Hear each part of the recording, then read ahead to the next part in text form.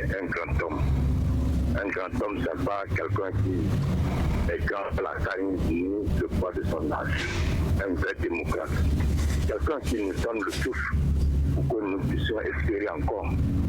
Il y a des grands hommes qui restent en Afrique. Là, je fais M. Georges Weah.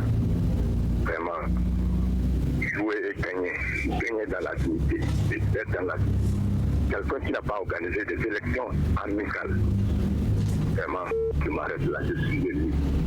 Les mots me manquent. D'accord, allez. Franchement.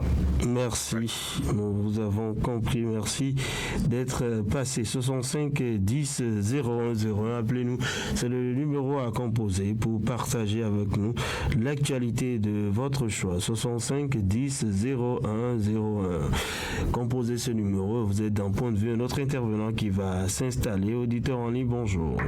Bonjour, monsieur René Sogo. Votre nom. Monsieur Jérémy Tépé. Nous vous écoutons. Monsieur René Sogo, il est temps maintenant que les autorités entendent ce que nous disons chaque matin. Les pays tricolores, quand est-ce qu'ils vont nous réparer les pays tricolores, monsieur René Sogo? Hier soir, moi, je suis quitté au service. J'étais au carrefour de boulangerie La Paix. Je vous dis que moins un, qui est allé écraser 3 personnes. Il est allé écraser 3 personnes, j'ai dit. C'est un danger public, monsieur René Sogo. Ils n'ont qu'à pardonner. Hein? Ils n'ont qu'à avoir pitié de la population. Ce qui se passe dans les feux tricolores, je vous dis que ça ne va pas du tout. Alors que nous sommes proches de fin d'année. Et qu'après, on va dire que c'est bon Dieu qui fait des bilans. Le bon Dieu ne fait jamais de bilan. Ils n'ont qu'à pardonner, nous réparer les feux pour que nous allons trouver du passage et circuler librement. Sinon, ça ne va pas du tout. C'est tout mon préoccupation ce matin. Bonne journée à vous. Agréable journée à vous. Merci d'être passé. 65 10 01 01. Un autre intervenant qui va s'installer. Auditeur en ligne, bonjour. Oui, bonjour monsieur le journaliste. À qui ai-je l'honneur? Alassane Zoumarou de Tourban-Kane. Nous vous écoutons. Merci beaucoup, monsieur le journaliste. Taux de chômage, 2%, meilleure performance en économie. Taux de croissance, 6,5%. Placé dans le top 5 de la sous-saharienne. L'économie béninoise est assise. Monsieur le journaliste, je me pose la question. Avec la fermeture des frontières et la baisse des prix des produits tropicaux, l'économie a progressé. Les institutions qui font les sondages, ils n'ont qu'à descendre à la base pour voir comment le peuple souffre. Ça ne va pas. La motion économique, la cherté de la vie, le chômage, ça tape dur, monsieur le journaliste, elle ne peut pas le dire, ça ne va pas. Ils ont diminué les taxes douanières de 140 francs, c'est passé à 30 francs. C'est une bonne chose. Mais il reste à faire encore, monsieur le journaliste. Ils n'ont pas flanché le prix. Si le prix est bon, personne ne va y la question que là. Je vous souhaite un bon mardi à tout le personnel de la radio. Merci d'être passé. 65 10 01 01. Le numéro à composer. Appelez-nous pour partager avec nous l'actualité de votre choix. 65 10 01 01. Auditeur en ligne, bonjour. Bonjour, monsieur le journaliste. Monsieur Kogoro, construit en 5 D'accord. Monsieur le journaliste, moi je reviens pour notre curé ou bien l'État du Bénin. Est-ce qu'il ne serait pas mieux que l'État laisse affaire de football au Bénin et s'attaquer à autre chose? C'est mieux, parce que toutes les fois que tu regardes les matchs du Bénin, tu as les mots de tête. 13 matchs, beaucoup de matchs sans victoire. Si c'était à l'Occident, l'entraîneur déjà limogé ou que la dame démissionné.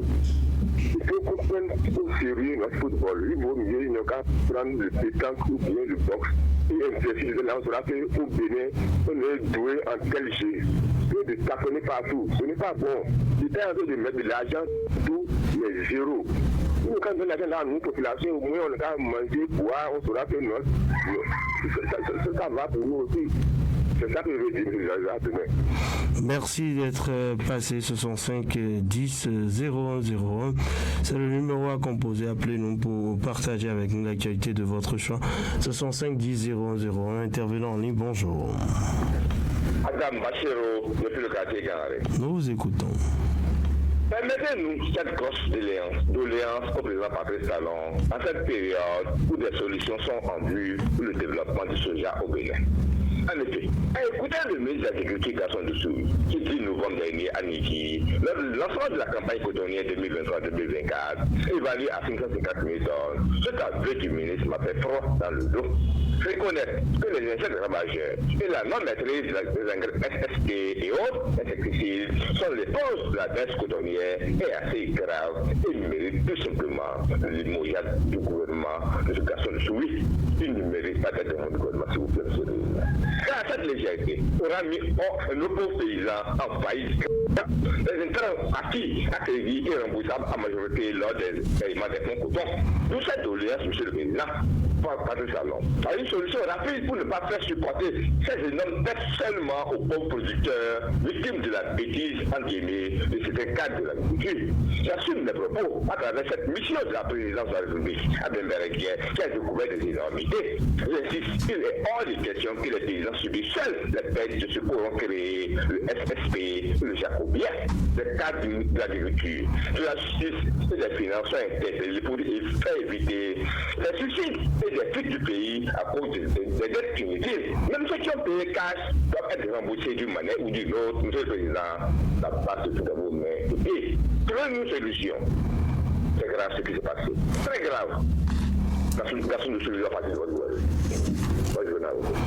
Voilà, 65 10 0101 pour passer en direct. 65 10 001. Point de vue, c'est votre tranche. Appelez-nous pour partager avec nous vos différentes préoccupations. Notre intervenant en ligne, bonjour. Bonjour, c'est M. Ojo Ola Baba qui est de retour. D'accord, nous vous écoutons. C'est toujours à propos de... Je n'ai pas fini, mais... Non, mais c'est bon, on vous a entendu. Hein. On vous a assez attendu largement et même on vous a dit que c'est pris en compte. Si vous n'avez pas une autre préoccupation, merci. Très bonne journée à vous. 65 10 0101. Un autre intervenant en ligne, bonjour. 65 10 0101, bonjour. Oui, bonjour, monsieur le journaliste. Salut, montage de vidéo. D'accord, nous vous écoutons. Oui, depuis l'avant-hier, lorsque le gouvernement a pris la décision d'alléger les frais douaniers, et les députés, tout le monde, les politiciens s'enchantent dans nos villes et villages. Moi, je n'ai pas compris pourquoi le Bénin est comme ça. Lorsque quelque chose est normal, c'est en ce temps-là les gens sortent pour expliquer. Lorsque ce n'est plus normal, on se tait. Nous, les producteurs, nous souffrons. Et c'est le gouvernement qui bénéficiait de notre souffrance. Nous-mêmes, là, qui produisons, on n'arrive même pas à nourrir correctement nos enfants. Mais nos députés n'ont pas descendu. Ils n'ont même pas expliqué pourquoi ça se passait comme ça. L'année passée, nous avons tant crié ici. J'espère que ces députés étaient déjà là. Tous les gens essaient de manipuler la population. Aujourd'hui, là, tout le monde a compris. Ce que nous voulons là, c'est que nous voulons le développement de nos villes. Nous avons besoin de la façade qu'ils nous ont promis. On a dit, on va nous faire les bons. On a attendu, on n'a pas vu. L'eau, ils sont venus, ils ont marqué sur nos murs. On n'a pas vu. C'est de ça nous voulons que les députés les interpellent pour qu'ils puissent nous dire ce qui ne va pas. Ce n'est pas de venir nous dire le gouvernement. Mais est-ce qu'on a laissé les gens ça même à vendre les soja dans les frontières? Qui prend soja, il faut amener à Cotonou. C'est tout le monde qui peut aller à Cotonou pour vendre soja. C'est ça nous disons. Il faut que les députés cessent. Et ils vont qu'à avoir un programme pour que nous puissions les comprendre. Je vous remercie. Agréable journée, 65 10 01 01, c'est le numéro à composer, 65 10 01 01. Un autre intervenant qui va s'installer, auditeur en ligne, bonjour. Nous vous écoutons. Merci beaucoup. En général, là, il disait quelque chose là. Et c'est quoi la chose? C'est concernant la gestion du pays. Il dit, si tu vas aujourd'hui sur un chantier, tu vas voir le marché social sur le chantier. Il est là avec les ouvriers, avec les jeunes mariés, tous. C'est pour voir le pays là. On a fait facile de laisser les gens revenir au pays, on va se poser notre pays ensemble. C'est pas un peu. Il n'est pas ça là. Avec qui va se la langue, on voit mal. Lui, il est cas, il y a un pays, ils vont donner, mais si, par exemple, le cas d'Ayao, il était là, il y avait quelque chose qui faisait pour donner à la jeunesse du travail. Quand les gens lui donnent, il y a pour payer les gens, c'est pas bon, il est pas tout le monde va venir au pays, on va rester ensemble. Il faut venir rapidement, c'est qu'on a notre football. Si on ne veut pas changer notre nom, et ramener notre nom là, il n'est qu'à changer pour qu'il y a victoire. Sinon là, ça ne va pas aller. Si on n'a encore créé notre nom, on a dit, ils ont dit qu'on change de nom là, on a réussi, mais on n'a pas écouté. Ça donne des résultats. Bonne journée, monsieur le ministre. Voilà, agréable journée à vous. 65 10 0101. C'est le numéro à composer. Appelez-nous pour partager avec nous l'actualité de votre choix. 65 10 0101. Auditeur en ligne, bonjour. Bonjour, monsieur le journaliste Babou Karissal depuis au Dama. D'accord. Oui. Je dis toujours, celui qui cherche ne se fatigue jamais, surtout pour la vie de Parakou. Monsieur le journaliste, et je pense au service dépannage de la SONES, vraiment d'essayer d'écouter le grogne matinal chaque jour que Dieu fait. Quand on prend les 4 coins de la ville de Parakou, vraiment un peu partout, les tuyaux sont défaillants, l'eau coule un peu partout. Vraiment, je sais bien que le directeur régional de la SONES, il est toujours à l'écoute. Il n'a qu'à prendre l'effort, il n'a qu'à faire l'effort et envoyer ses agents. Parce que là où moi je fais la remarque des de tuyaux qui coulent de l'eau, c'est trop. Je dis bien c'est trop. Donc c'est ça qui m'a amené ce matin pour les réveiller du sommeil. Bonne journée à vous, monsieur le journaliste. Agréable journée, 65 10 0101. C'est le numéro à composer. Appelez-nous pour passer en direct et partager avec nous l'actualité de votre choix. 65 10 0101. Auditeur en ligne, bonjour. Bonjour, monsieur René, c'est Rachidana depuis Vanikani. Nous écoutons. Ce matin, ma boîte va directement au pouvoir central. Vous savez, dans les réseaux sociaux, nous avons un peu des enfants de poser à dans la ville de Parakou. Nous vous demandons de faire tout pour apporter auprès de nos autorités. Quand est-ce que ça doit commencer? Ma deuxième préoccupation va à l'endroit de notre président de la République. Nous avons fait tout possible. Nous, s'ils n'ont pas pu voter cette loi, ils n'ont qu'à gracier tous les détenus politiques et ceux qui sont en exil vont retourner dans leur pays. C'est pas facile, même si vous êtes dans une garde à vue. D'accord, nous avons compris. Vous avez une autre préoccupation? Non, 65 10 001. On va poursuivre avec d'autres interventions. 65 10 001. Auditeur en ligne, bonjour. Oui, bonjour, monsieur le journaliste de Sogo. Voilà. Oui, il n'est pas beaucoup d'argent le deux ce matin. Allez-y. D'accord, je dis la nature va nous étonner et la terre va nous étonner de plus. Car je dis encore une bonne nouvelle pour les agriculteurs. La commune de Toribotito a fait sortir Ignam appelé Laboko. Ça, c'est la nature. Il faut essayer de tenter des groupes tubercules de Ignam dans la commune de Toribotito. La terre de Toribotito a fait sortir ce Ignam-là. Gros. C'est-à-dire que Parakou n'est plus un convoyeur de Ignam Laboko. Si actuellement, on ne sait pas produire du Ignam Laboko, il faut que nous tentions aussi ces chances-là. Pourquoi aussi au nord, nous ne pouvons pas tenter ces chances-là pour produire de l'ananas, pain de sucre? Tentons vos chances, chers agriculteurs, la vie va nous changer. Je vous remercie. On m'a dit à vous, chers journalistes. Allez, merci d'être passé. 65 10 0101. Auditeur en ligne, bonjour. 65 10 0101. On va prendre un tout dernier ce matin. Intervenant en ligne, bonjour. Jean-Claude à l'appareil, Jean-Claude à l'appareil. Nous vous écoutons. Oui, je voulais vous confier une mission. La mission, c'est quoi? C'est concernant les lampadaires qui mènent sur la voie de Tourou. Ça fait pratiquement 3 ou 4 ans que les lampadaires ne sont pas allumés. Maintenant, la mission, c'est que vous allez tout faire pour que au moins les fêtes s'approchent. Si c'est un mois d'intervalle, c'est-à-dire de 15 décembre jusqu'au 15 janvier, la mairie n'a qu'à faire tout possible pour que ce lampadaire soit allumé. Donc, c'est la mission, ça. Vraiment, faire tout possible de votre maison pour que ça soit ici. Ça serait intéressant et puis la ville de Parakou serait jolie. Ça ressemble à Mission Impossible de Tom Cruise. Allez, merci. On verra parce qu'on a passé toute la vie à en parler. Rien n'a changé. La pause, on se retrouve après. Ciao!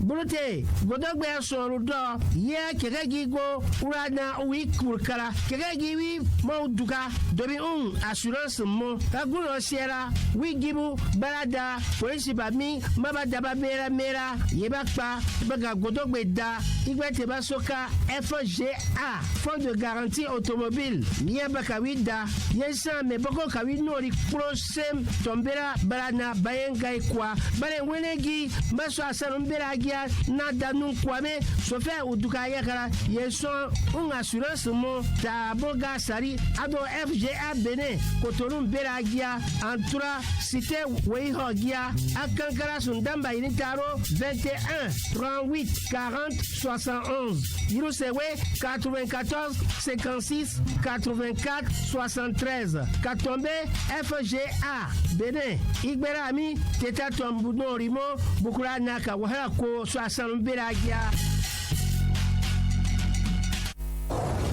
Apportez désormais votre contribution à nos plateaux débats sur des sujets d'actualité en participant à la rubrique Question du jour. Question du jour, c'est un plateau de décryptage du lundi au jeudi à 8h sur le grand direct de l'information. Laissez en commentaire votre avis sur notre page Facebook Fraternité FM ou sur WhatsApp au 98 28 38 28.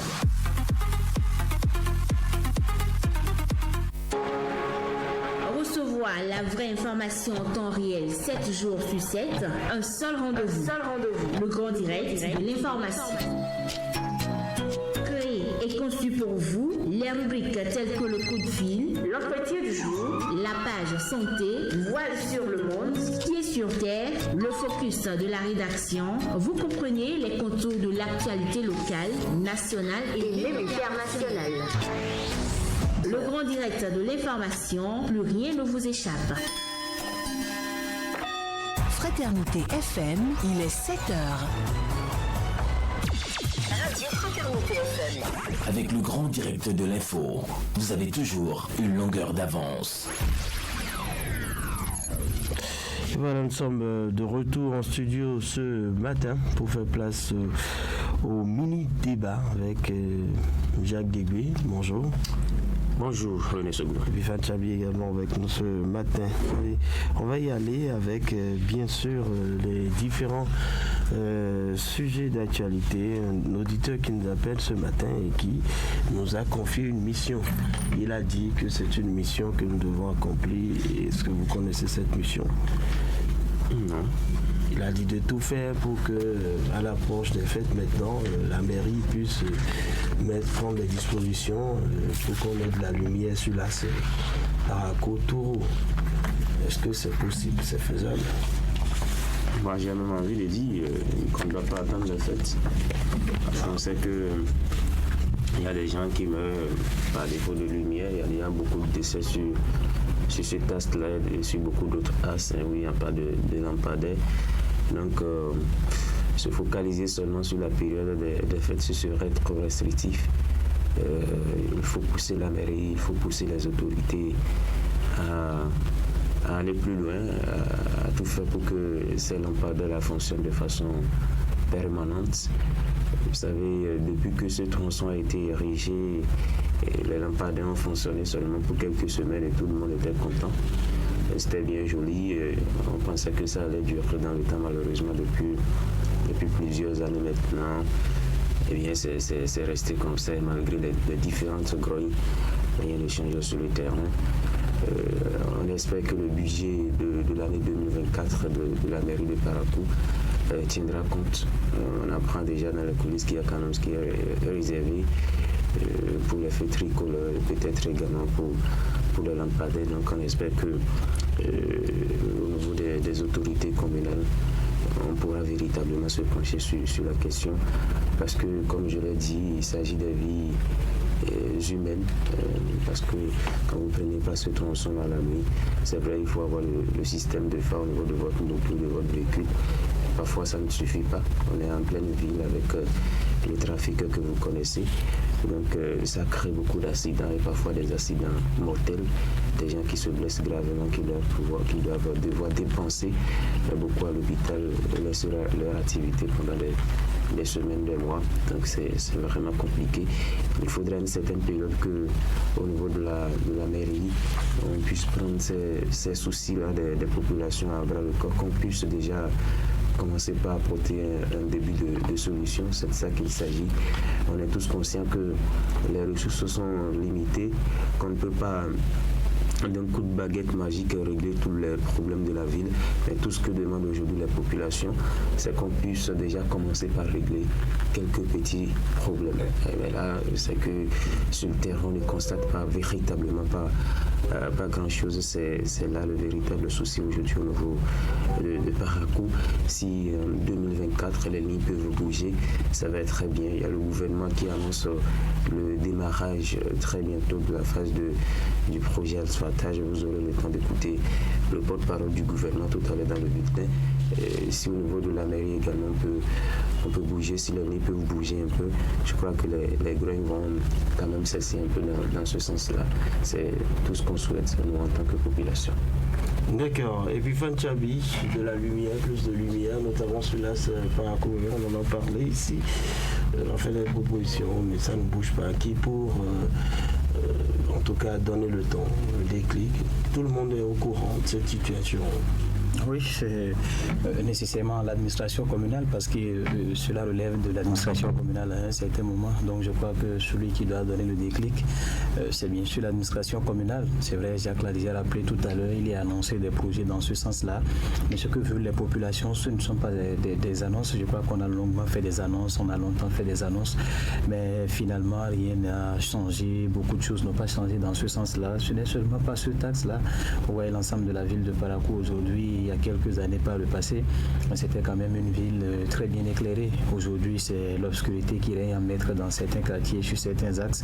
Je crois que c'est à juste titre aujourd'hui que ces auditeurs appellent pour quand même demander à l'administration communale de faire quelque chose pour que les rues de Parakou soient éclairées. Vous le savez, c'est pas un secret, c'est la période par excellence où des actes d'insécurité se multiplient. Les fins d'année, malgré tout ce que fait la police publique, un effort considérable, mais l'absence donc de la lumière, je dirais l'obscurité, fait que ces efforts-là aujourd'hui, même s'ils sont visibles, ne sont quand même pas à 100% ce qu'attendent les populations aujourd'hui pour réellement enrayer l'insécurité dans nos différents quartiers. Donc il faut que la mairie prenne ses responsabilités, il faut que l'administration communale quand même puisse taper du poing sur la table à un certain moment et dire tiens, nous voulons en finir avec cette histoire d'obscurité-là dans la ville de Parakou.